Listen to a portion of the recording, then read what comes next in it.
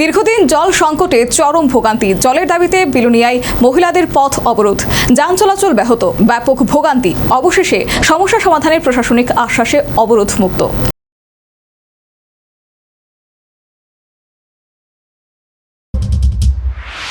দক্ষিণ ত্রিপুরার বিলোনিয়া মহকুমায় জলের দাবিতে পথে নামলেন মহিলারা। ভারতচন্দ্রনগর ব্লকের উত্তর কলাবাড়িয়া বাজার এলাকায় বিলোনিয়া শান্তির বাজার সড়ক অবরোধ করেন প্রমিলা বাহিনী। দীর্ঘদিন ধরে পানীয় জলের অভাব বলে অবরোধকারীদের অভিযোগ। আমরা জল পাইতেছি না, এলে আমরা রাস্তায় দিয়ে ব্লক করছি। আচ্ছা, কতদিন ধরে জল পাইতেছেন না? আমরা 1 মাস ধরে জল পাইতেছি না। কোন পঞ্চায়েত এটা? মাইসেরা পঞ্চায়েত, পূর্ব কলাবাড়িয়া। তো আপনারা কারোরে জানাইছেন না, পঞ্চায়েত প্রধান থেকে শুরু করে? সবাই জানাইছে, কোনো খবরও নাই। আমরা কি দীর্ঘদিন এর ব্যাপারে চললে কি আমরা হয়তো আমরা জল লাগে। এখন জল কোথা থেকে খান আপনারা? আমরা ওই উপরে যাই, মানুষের থেকে খুঁজি খুঁজি আনি খাইতে লাগে। আর সন্তান পুকুরে জল করে, পুকুরে জল তো গুলা, এটা কি ভালো মানুষ করে না, আমরা জন্য করে থাকি। এখন আপনাদের দাবি কি? দাবি জল লাগবে। আর জল যদি না দেয়? জল না দিয়ে আমরা আন্দোলন করবো, রাস্তা অবরোধ থাকবে, ওইভাবে চলবে সারাদিন থাকবে। কোন জায়গা এটা? কলাবাড়িয়া, উত্তর কলাবাড়িয়া। বিষয়টি সত্যি দুর্বিষহ।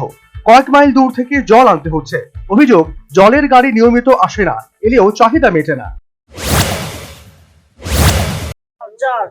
জল নাই, গাড়ি হইলে বা একদিন পরে হইলে বা একদিন পরে দাও দিলে তো ভালো হইব। এখন তো 2-3 মাস না, বছরে বছরে আইয়ে ন, বছরে 2 বার দিছে, আমি লইছে আর আইয়ে ন, কোন দিন আইসে আমি ভুলি গেছে।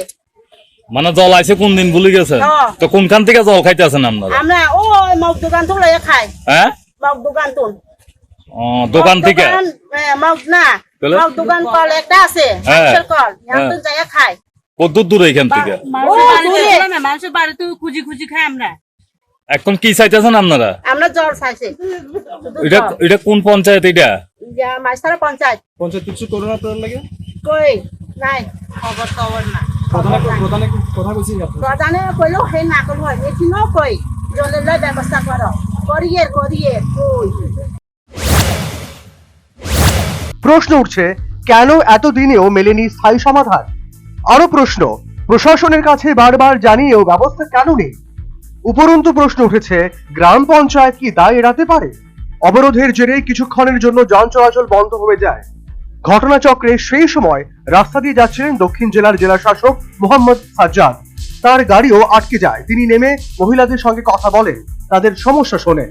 এরপর দ্রুত জল সম্পদ দপ্তরের খবর দেওয়া হয়। ঘটনাস্থলে আসেন বিডিও, দপ্তরের আধিকারিক, পুলিশ ও টিএসআর।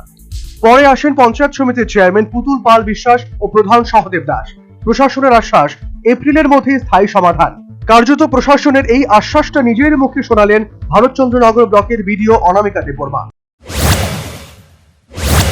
কিন্তু আজকে অভিযোগে আমরা শুনতে পারলাম, এখন আজকে যেমন DM and collector south district স্যারও আছিল, এক্সিকিউটিভ ইঞ্জিনিয়ার, সাথে সাথে আমরা প্রধান, চেয়ারপারসন, নগর পঞ্চায়েত সমিতি সবাই উপস্থিত ছিল।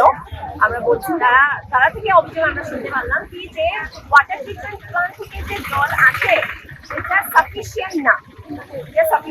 কেন ওটা শুধু 1 ঘন্টার জন্য চালায়, কিন্তু যেহেতু ওই ওয়াটার ট্রিটমেন্ট প্ল্যান্ট বিশ্বমুখী ব্লকে আছে, মেজরিটি 1 ঘন্টাতে ওই গ্রাম পঞ্চায়েত এরিয়াই পায়, কিন্তু ইস্কলাবাড়িয়া গ্রাম পঞ্চায়েতের লোক বঞ্চিত থাকে।